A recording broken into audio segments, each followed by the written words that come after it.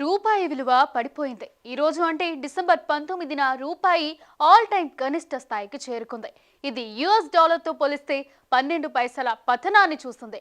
డాలర్కు 85.6 వద్ద all time కనిష్ట స్థాయి వద్ద ప్రారంభమైంది. అంతకుముందు డిసెంబర్ 18న 2024న డాలర్తో రూపాయి మారకం విలువ 84.94 వద్ద ముగిసింది.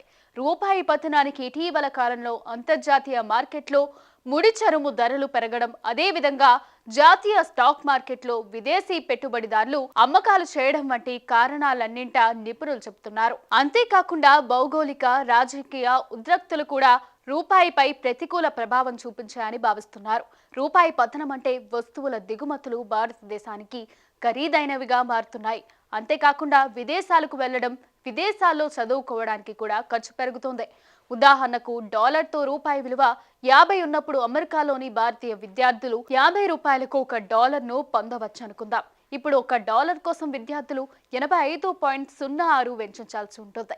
దీనివల్ల ఫీజుల నుంచి వసతి, ఆహారం, ఇతరత్రా అన్ని చాలా ఖర్చులతో కూడుకున్నవి అవుతాయి. అయితే దిగుమతుల విషయంలో కూడా జరుగుతోంది. దిగుమతి చేసుకునే ఒక వస్తువు ఖరీదు కూడా $1 ఉంటే గతంలో అది మన దేశంలో 50 రూపాయలకు వచ్చేది. ఇప్పుడు అదే వస్తువు కోసం మనం 85 రూపాయల వరకు చెల్లించాల్సి వస్తుంది. డీజిల్, పెట్రోల్ వంటివి డాలర్లలోనే కొనుగోలు చేస్తారు. అందువల్ల అటువంటి వాటిపై భారం భారీగా పడుతోంది.